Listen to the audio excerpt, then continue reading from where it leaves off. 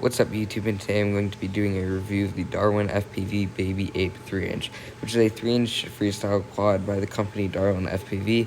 Just to give you a quick overview, this drone has a F411 all-in-one flight controller with a 15 amp ESC. It runs off of a 3S battery, and for the 3S battery, the motors are 1104 4300 kV. They're unmarked. It does not come with a receiver. There's no version of this drone that comes with a receiver.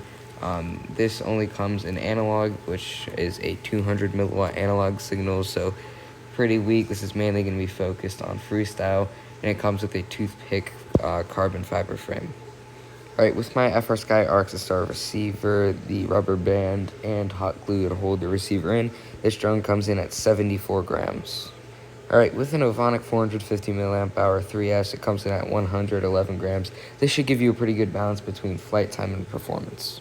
Just to give you an idea of mounting a receiver and connecting it, because this drone does not come with a receiver installed, it does come with a S-bus cable, power, and ground. It comes with a connector. I'm not actually sure what connector it was. It wasn't for the FR Sky receiver. I was just excited of just cutting it off and soldering it on, but it did come with the cables pre-soldered to the flight controller, and you can see in the back there, there isn't a lot of space. There's kind of a capacitor that's in the way, which is good that they have a capacitor, but it's kind of in the way, which made it difficult to get it all the way in there, so mine was kind of sticking out. So I have seen people who use really small ELRS receivers, and they don't have issues with mounting, so it's kind of just a case-by-case basis. Make sure that your receiver will fit.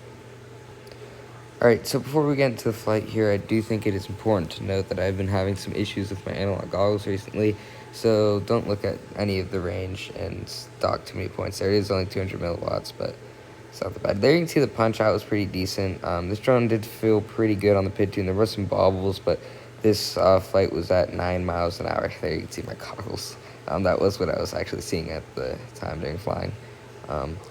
I did notice this drone, it felt pretty powerful until you came out of a dive. If you came out really aggressively, I noticed more than once I almost hit the ground. Considering the size of the arms in this drone, that could have not ended well, but yeah, like right here, I'm full throttle right there. That one wasn't too bad. It's more noticeable once you get towards the end of the battery, which I did notice my throttle was always pretty high, even if the performance was decent, just because of the space I was flying in.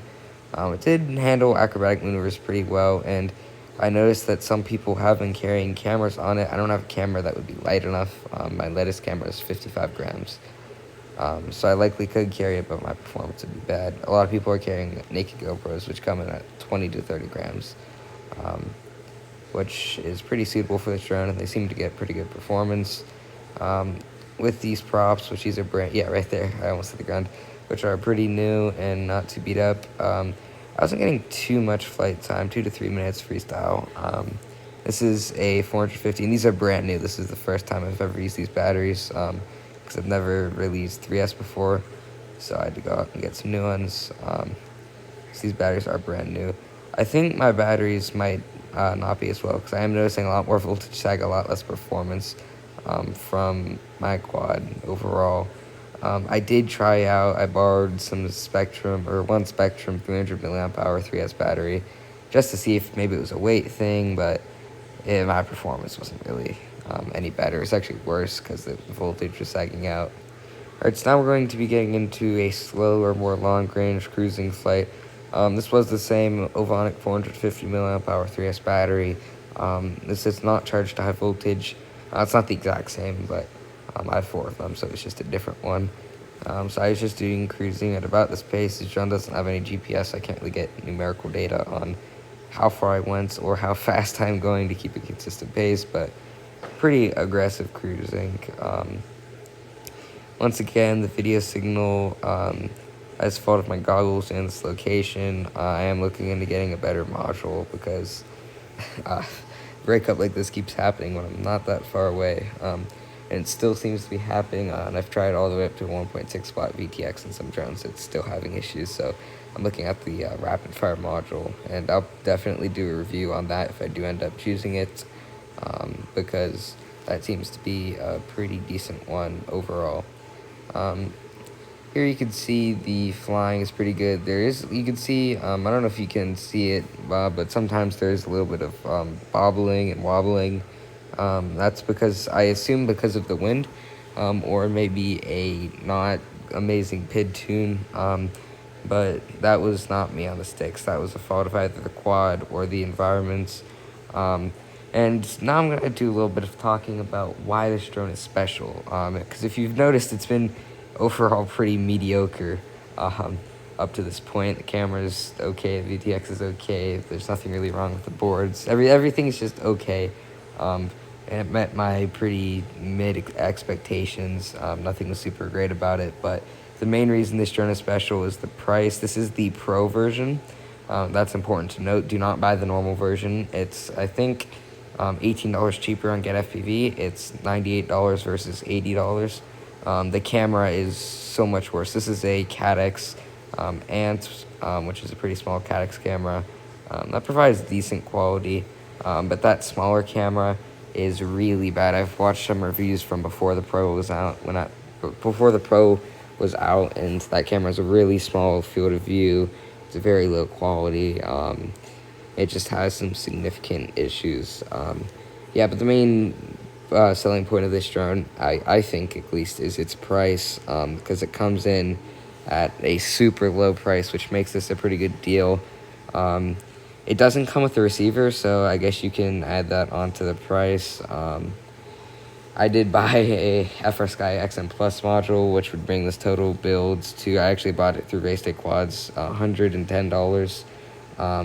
That ended up breaking on me, so I had to use a extra FrSky XSR, and I had to like solder wires to the back of it because I lost the wiring harness for it. And with that, I didn't have any VTX or any receiver issues. It was mainly just the range limiting it, but whenever I do fix my issue with my goggles and the range, I will be doing a range test with this drone, because I'm pretty sure, I think it would be pretty interesting. It has more of a tiny whip style antenna instead of a normal omnidirectional antenna that you would expect on a quad like this, which is probably both weight and money savings, considering this drone's aggressive pricing. Alright, so my overall opinions on this drone are pretty positive. It's not really anything super special because, as I said, it performs very decent. It performs decently in every category. There's nothing super amazing about it. It's just a really fun drone to fly in like a backyard or a field. The main selling point, as I mentioned before, is its price tag. This specific configuration without a receiver was $98, which makes it in a kind of special price tier where you can overlook some of the deficiencies, like only a 200 milliwatt VTX or a low quality antenna for the video, which is it's like a tiny whip antenna. It's the same one that's on my Mobula 7, what you'd expect in a small drone like that, but in this one I would really like to see an omnidirectional antenna. But once again, considering the price tag, it's overall pretty decent. So overall, I think this drone is great, and it gets a strong buying recommendation. If you like these reviews, please like and subscribe. It really helps the channel, and I'll see you in the next one.